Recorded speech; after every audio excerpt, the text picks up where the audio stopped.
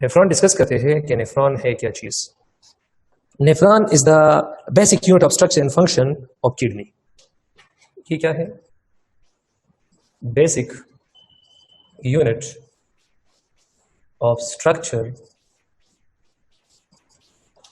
And function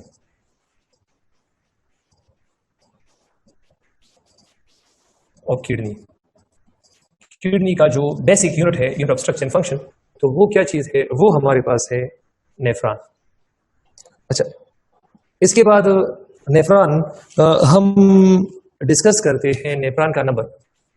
each male kidney, हर एक male kidney में तकरीबन each male kidney contain about 1.3 million nephron. तकरीबन इतने नेफ्रॉन होते हैं, 1.3 मिलियन नेफ्रॉन्स हर एक मेल किडनी में, तकरीबन इतने नेफ्रॉन्स होते हैं। अच्छा, इन ईच फीमेल किडनी, ये क्यों मेल किडनी में ज्यादा है, फीमेल किडनी में अराउंड अबाउट 1 मिलियन है। फीमेल किडनी में क्यों कम है? क्योंकि फीमेल किडनी का साइज कम है naturally compare to that of male kidney. ये मैंने डिस्कस किया था। अब नेफ्रॉन हमारे पास, नेफ्रॉन का स्ट्रक्चर डिस्कस करते हैं। स्ट्रक्चर ऑफ नेफ्रॉन, तो नेफ्रॉन के स्ट्रक्चर में दो पार्ट्स होते हैं। नेफ्रॉन के स्ट्रक्चर में दो पार्ट्स होते हैं, दो पार्ट्स नेफ्रॉन के स्ट्रक्चर में। एक हमारे पास है रीनल कार्पस्कल्स,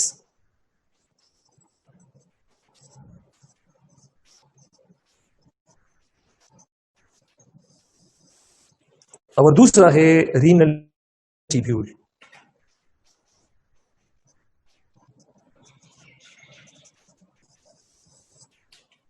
तो एक रीनल कार्पस्कल है और दूसरा क्या है? Renal tubule. अब रीनल कार्पस्कल ये दो चीजों से बना है, ये फर्दर दो चीजों से बना है। एक को हम कहते हैं ग्लोमेरुलस, और दूसरे को बोमेन कैप्सूल कहते हैं। बोमेन कैप्सूल कहते हैं। जबकि रीनल ट्यूब्यूल्स में हमारे पास प्रोक्सिमल कन्वोलेटेड ट्यूब्यूल होते हैं,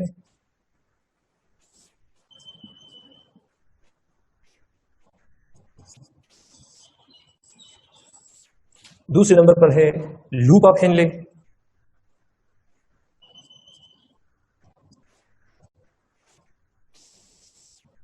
तीसरे नंबर पर है distal convoluted tubules,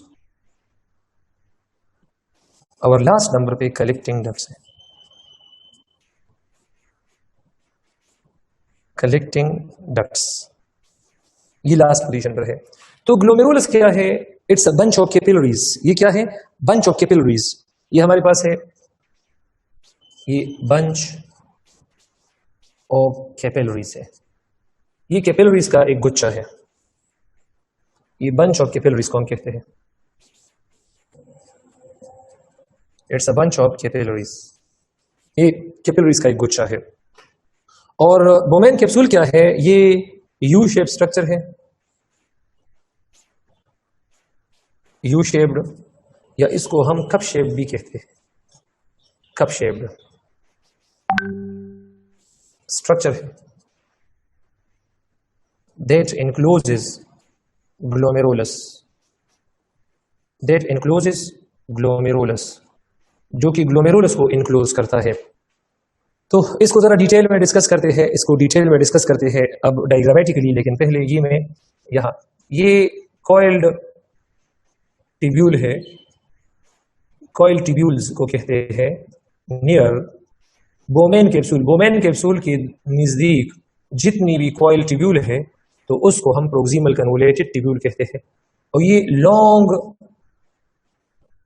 U shaped structure होता है, लॉन्ग यू शेप स्ट्रक्चर। अब मैं समझाऊंगा कि ये किस तरह है। और ये कॉइल ट्यूब्यूल है, ये कॉइल ट्यूब्यूल है away from Bowman capsule, Bowman capsule. तो चलिए कलेक्टिंग डक्ट्स को, इसको इसको डायग्रामेटिकली समझाते हैं कि ये किस तरह है। अब ये फॉर एग्जांपल हमारे पास रीनल आर्टरी है।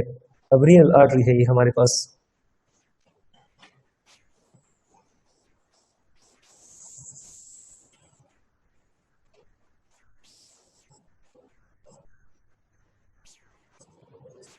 ये हमारे पास लेट्स सपोज रीनल आर्टरी है, रीनल आर्टरी। और रीनल आर्टरी से एक आर्ट्रियोल जाता है, आर्ट्रियोल, और इस आर्ट्रियोल को हम एफेरेंट आर्ट्रियोल कहते हैं। एफेरेंट आर्ट्रियोल, इसको हम एफेरेंट आर्ट्रियोल कहते हैं। ये एफेरेंट आर्ट्रियोल ये कैपिलरीज में डिवाइड होता है 4 और 5 कैपिलरीज में, और ये फिर बहुत ज्यादा कैपिलरीज का एक गुच्छा बना देता है। ये कैपिलरीज का एक गुच्छा बना देता है और इसको हम कहते हैं ग्लोमेरुलस। एफेरेंट आर्ट्रियोल से जो कैपिलरीज निकलती है और वो डिवाइड और सब डिवाइड होती है और एक गुच्छा बनता है कैपिलरीज का, तो उसको हम क्या कहते हैं, ग्लोमेरुलस। तो आई थिंक ग्लोमेरुलस क्लियर होगा। ये हमारे पास ग्लोमेरुलस है, द बंच ऑफ कैपिलरीज। यहाँ bunch of capillaries that arise from efferent arteriole. और ये जब दोबारा निकलती है, ये कैपिलरी जब दोबारा कंबाइन होती है, इसको हम इफेरेंट आर्ट्रियोल कहते हैं।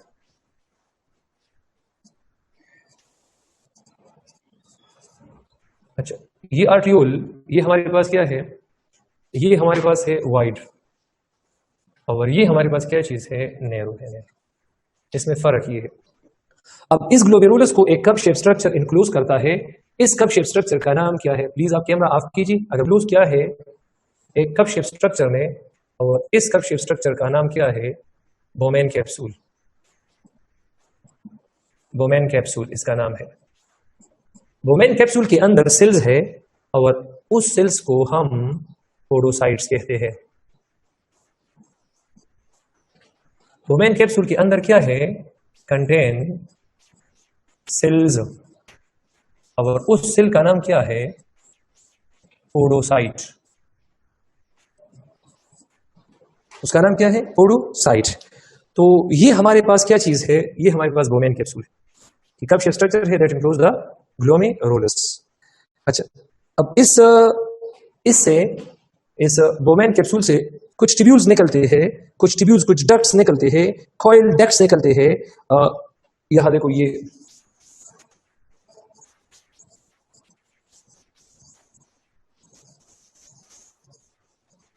इसको हम प्रोक्सिमल कन्वोलेटेड ट्यूब्यूल कहते हैं। मैंने लिखा है कि these are the coil tubule near Bowman capsule. और उसके बाद इस तरह एक लॉन्ग यू शेप स्ट्रक्चर निकलता है। इस यू शेप स्ट्रक्चर को हम क्या कहते हैं, लूप ऑफ हेनले। इसको हम लूप ऑफ हेनले कहते हैं। लूप ऑफ हेनले का ये साइड जो कि नीचे जा रहा है, इसको हम कहते हैं descending limb of loop of Henle. Loop of Henle का ये डिसेंडिंग लिम्ब है, और ये जो ऊपर की तरफ जा रहा है, this is called ascending limb of loop of Henle. Loop of Henle का ये एक एसेंडिंग लिम्ब था, और दूसरा क्या है, शाबाश, डिसेंडिंग लिम्ब।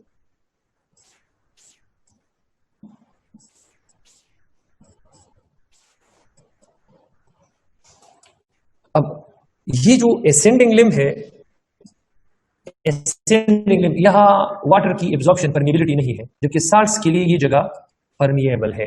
और डिसेंडिंग लिम्ब्स ये वाटर के लिए परमिएबल है और साल्ट्स के लिए परमिएबल नहीं है। तो इसको काउंटर करंट मल्टीप्लायर सिस्टम कहते हैं। इसको हम काउंटर करंट मल्टीप्लायर सिस्टम या काउंटर करंट सिस्टम कहते हैं। What is a counter current system? जो डिसेंडिंग लिम्ब है ये वाटर के लिए परमिएबल है, साल्ट्स के लिए इम्परमिएबल है। और लूप ऑफ हेनले का जो एसेंडिंग लिम्ब है ये वाटर के लिए परमिएबल नहीं है और साल्ट के लिए परमिएबल है। इस तरह ये हमारे पास क्या चीज है, काउंटर करंट मल्टीप्लायर सिस्टम है। इसके बाद फिर से कॉइल डक्ट्स का जो सिलसिला है वो शुरू हो जाता है। कॉइल डक्ट्स का जो सिलसिला है वो शुरू हो, जिसको हम डिस्टल कन्वोलेटेड ट्यूब्यूल कहते हैं। Distal convoluted tubule. और ये डिस्टल कन्वोलेटेड ट्यूब्यूल फिर डक्ट्स बनाता है, डक्ट्स, इस तरह के डक्ट्स बनाता है, और इस डक्ट्स को हम कलेक्टिंग डक्ट्स कहते हैं। तो ये था स्ट्रक्चर ऑफ नेफ्रॉन। ये हमारे पास क्या चीज था, स्ट्रक्चर ऑफ नेफ्रॉन। अब स्ट्रक्चर ऑफ नेफ्रॉन के बाद हम डिस्कस करेंगे एक्सक्रीटरी फंक्शन ऑफ नेफ्रॉन, ये हम डिस्कस करेंगे। इसके बाद एक टॉपिक है जिसका नाम है टाइप्स ऑफ नेफ्रॉन। तो टाइप्स ऑफ नेफ्रॉन को जरा डिस्कस करते हैं। टाइप्स ऑफ नेफ्रॉन, तो नेफ्रॉन के टाइप्स को डिस्कस करते हैं। जनरली नेफ्रॉन के हमारे पास 3 टाइप्स हैं।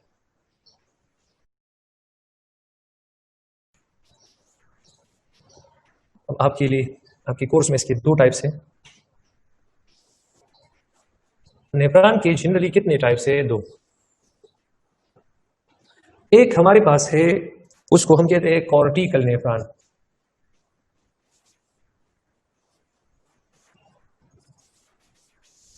और दूसरे को हम कहते हैं juxta medullary nephron.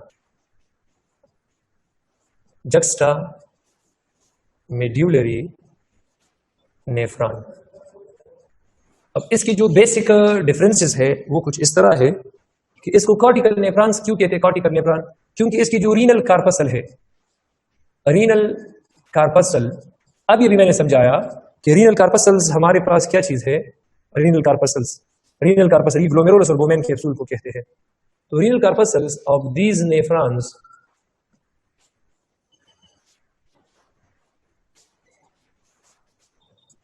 lies in outer cortex. Renal corpuscles of these nephrons lies in outer cortex. और यह क्या है? Renal corpuscles of these nephrons lies in inner cortex. Inner cortex वो कार्टेक्स है जो कि मेड्यूला के नजदीक है, और आउटर कार्टेक्स वो कार्टेक्स है जो रीनल पेरिटोनियम के नजदीक है। अब अकरेंस डिस्कस करते हैं। अगर हमारे किडनीज में 100% नेफ्रॉन है तो 70 to 80% नेफ्रॉन्स हमारी किडनी में कॉर्टिकल्स है, और जो 20 to 30% नेफ्रॉन है वो जक्स्टा मेड्यूलरी है।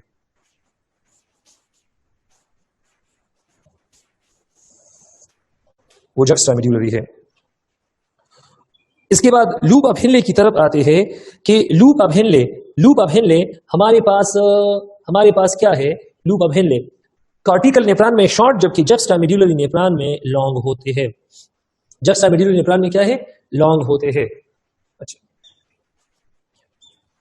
They have long loop of Henle. इसका लूप ऑफ हेनले लॉन्ग होता है, and they have short loop of Henle. इसका लूप ऑफ हेनले बिल्कुल शॉर्ट होता है। इसके बाद डिस्कस करते हैं कि ट्यूब्यूल्स के साथ यहां कैपिलरीज है, coil capillaries, tubules, renal tubules. अब रीनल ट्यूब्यूल्स, यहां देखो रीनल ट्यूब्यूल्स किसे कहते हैं? Proximal convoluted tubule, loop of Henle, distal convoluted tubule. इसके साथ क्या चीज है? इसके साथ ऐसी कैपिलरीज है जो कि कॉइल है, पेरिट्यूब्यूलर कैपिलरीज कंटेन कॉइल्ड कैपिलरीज, और उसका नाम क्या है? Called पेरिट्यूब्यूलर capillaries. पेरिट्यूब्यूलर, इस नेफ्रॉन के proximal convoluted tubule, loop of Henle वगैरह, इसमें कॉइल कैपिलरीज है। क्या है? कॉइल कैपिलरीज है, पेरिट्यूब्यूलर कैपिलरीज उसको हम कहते हैं। और इस नेफ्रॉन की जक्स्टा मेड्यूलरी, इसके renal tubules contain straight capillaries, ज्यादातर स्ट्रेट कैपिलरीज है, और उसको हम क्या कहते हैं? Called वेजा recta. वेजा विस्पस को कहते हैं, रिक्टा स्ट्रेट को कहते हैं। तो ये हमारे पास बेसिक डिफरेंसेस है, और इसका काम यूरिन फॉर्मेशन है, हेल्प्स इन यूरिन फॉर्मेशन। इसका काम यूरिन फॉर्मेशन है, और इसका काम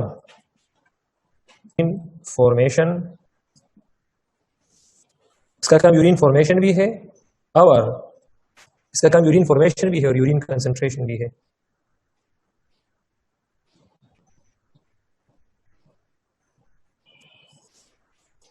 तो ये हमारे दोनों नेफ्रॉन्स को। अब तीसरा है हमारे पास एक्सक्रीटरी फंक्शन ऑफ नेफ्रॉन।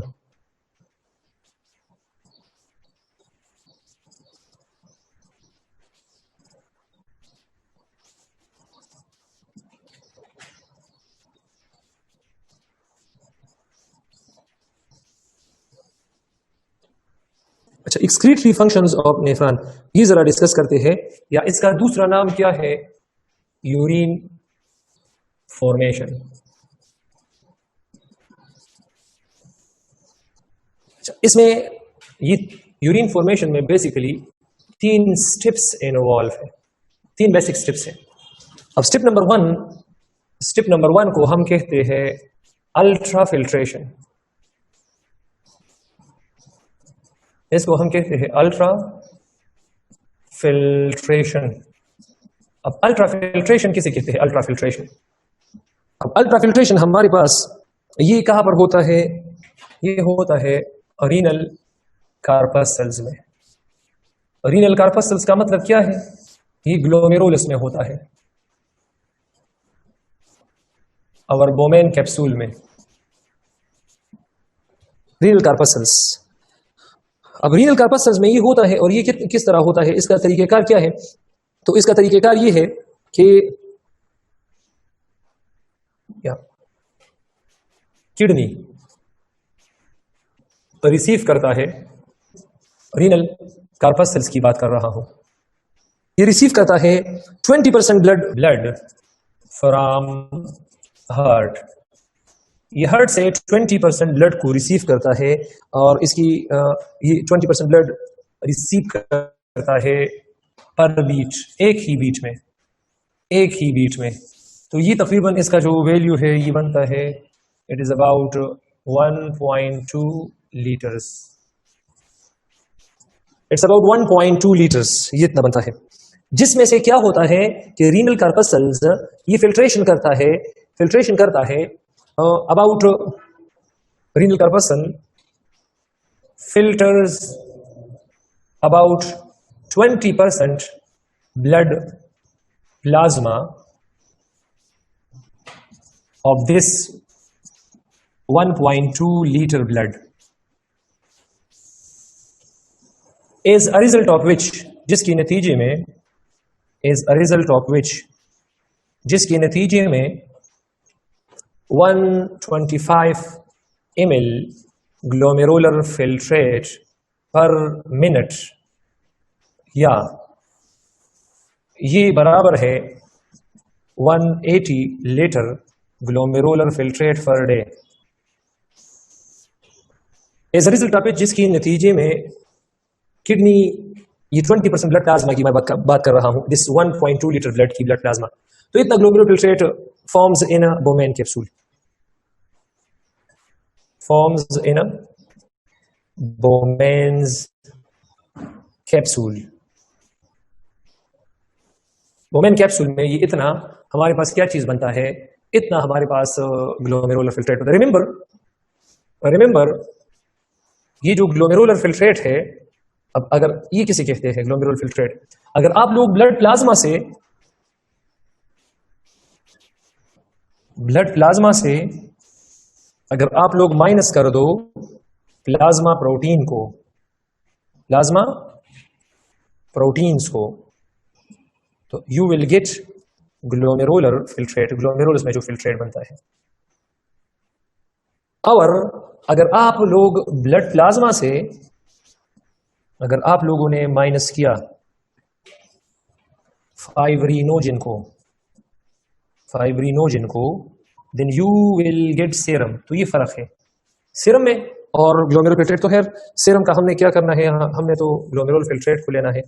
तो ये ग्लोमेरुलर फिल्ट्रेट जो ग्लोमेरुलस और ब्लड प्लाज्मा में जो 1.2 लीटर ब्लड से 20% ब्लड प्लाज्मा फिल्टर होकर ये जो 125 ml ग्लोमेरुलर फिल्ट्रेट पर मिनट बनाता है रीनल कार्पस्कल में, तो इसको अल्ट्रा फिल्ट्रेशन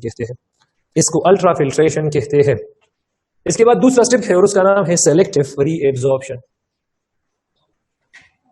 इसके बाद दूसरा स्टेप है और उसका नाम क्या है, स्टेप नंबर 2, जिसका नाम है सिलेक्टिव रीएब्जॉर्प्शन। अब सेलेक्टिव रीएब्जॉर्प्शन ये हमारे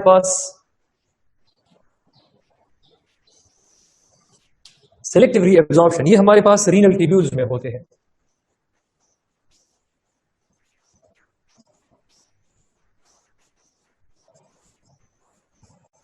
ये हमारे पास रीनल ट्यूब्यूल्स में होते हैं, रीनल ट्यूब्यूल्स में। अब रीनल ट्यूब्यूल हमारे पास क्या चीज है? रीनल ट्यूब्यूल्स, तो रीनल ट्यूब्यूल्स हमारे पास प्रोक्सिमल कन्वोलेटेड ट्यूब्यूल है, हमारे पास लूप ऑफ हेनले है, और हमारे पास ये डिस्टल कन्वोलेटेड ट्यूब्यूल है। ये जो प्रोक्सिमल कन्वोलेटेड ट्यूब्यूल है ये रीएब्जॉर्ब्स 80% of glomerular filtrate. 80% glomerular filtrate को ये एब्जॉर्ब करती है। ये जो लूप ऑफ हेनले है ये रीएब्जॉर्ब्स 12% ऑफ द ग्लोमेरुलर फिल्ट्रेट, और ये डिस्टल कन्वोलेटेड ट्यूब्यूल ये रीएब्जॉर्ब करता है, रीएब्जॉर्ब्स 7% ऑफ दिस ग्लोमेरुलर फिल्ट्रेट। तो ये एब्जॉर्प्शन देखो, ये 80% और 12%, तो ये 92% और 7% 99%। तो अगर पर मिनट का जिक्र किया जाए, पर मिनट, तो पर मिनट 125 ml ग्लोमेरुलर फिल्ट्रेट था, तो उसमें 124 ml ग्लोमेरुलर फिल्ट्रेट रीएब्जॉर्ब होता है इस स्टेप में। और अगर पर डे की बात करें, पर डे की, तो 180 लीटर ग्लोमेरुलर फिल्ट्रेट होता है, इसमें round about 179 litre glomerular filtrate reabsorb होता है इस स्टेप में।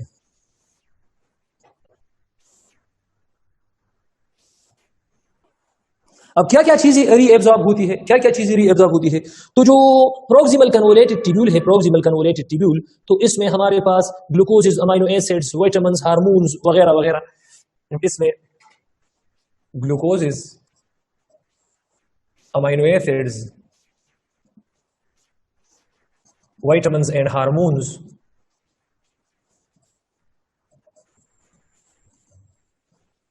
और तकरीबन 80% आयंस और वाटर, एंड अबाउट 80% आयंस भी एंड वाटर, ये यहां रीएब्जॉर्ब होता है। अब यहां पर जो लूप ऑफ हेनले है, यहां पर काउंटर करंट मल्टीप्लायर सिस्टम होता है, तो यहां पर हमारे पास क्या चीज है? यहां पर हमारे पास वाटर, मेनली वाटर, जो वाटर डिसेंडिंग लिम्ब में, डिसेंडिंग लिम्ब में ये क्लोरीन है, ये एसेंडिंग लिम्ब में एब्जॉर्ब होता है, रीएब्जॉर्ब होता है। और जो डिस्टल कन्वोलेटेड ट्यूब्यूल है, तो डिस्टल कन्वोलेटेड ट्यूब्यूल ये हमारे पास मतलब इसमें भी कुछ वाटर और आयंस एब्जॉर्ब होते हैं। सम वाटर, यहां पर some water and ions reabsorb होते हैं टू परफॉर्म ओस्मोरेगुलेटरी एक्टिविटी, और ये हार्मोनल मैकेनिज्म पे ये काम, ओस्मोरेगुलेटरी एक्टिविटी। अब इसके बाद क्या चीज है? इसके बाद अब इस पर ये जो यहां पर डिस्टल कन्वोलेटेड ट्यूब्यूल है, तो इस पर जब एडीएच एक्शन करता है, एंटी डायूरेटिक हार्मोन, ये जब एक्शन करता है तो ये चैनल, वाटर चैनल ओपन करता है ताकि वाटर बाहर से, ताकि वाटर बाहर चला जाए। ओपन वाटर चैनल, चैनल्स कहते हैं पोर्स को। तो ये कुछ इस तरह है। अब ट्यूब्यूलर सिक्रीशन डिस्कस करते हैं कि ट्यूब्यूलर सिक्रीशन क्या चीज है। स्टेप नंबर 3,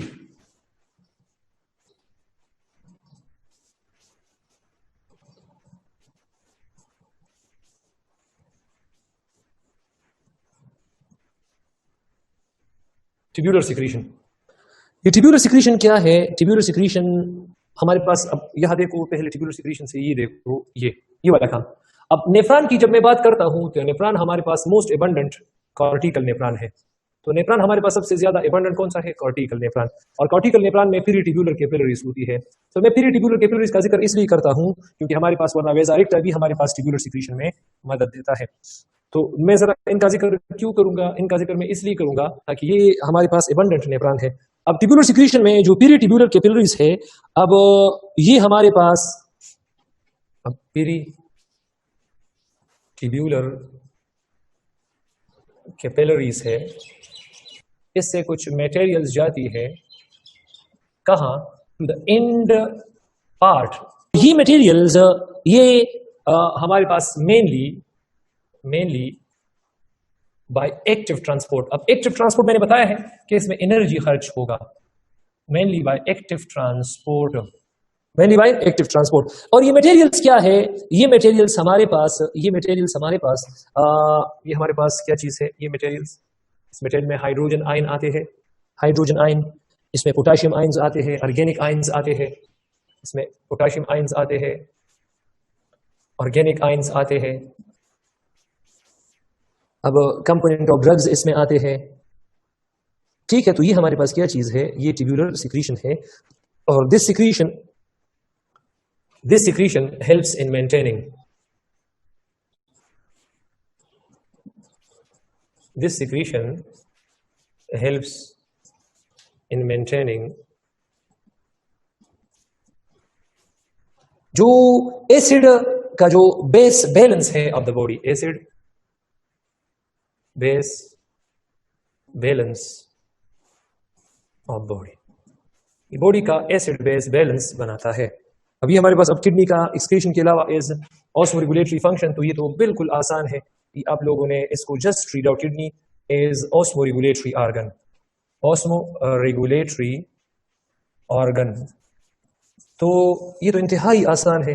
इसमें कंट्रोल ऑफ वाटर लेवल है, कंट्रोल ऑफ वाटर लेवल। तो अभी मैंने बताया डिस्टल कन्वोलेटेड ट्यूब्यूल में जो एडीएच है, एडीएच, और ये है ब्लड सोडियम लेवल, तो एल्डोस्टेरॉन है।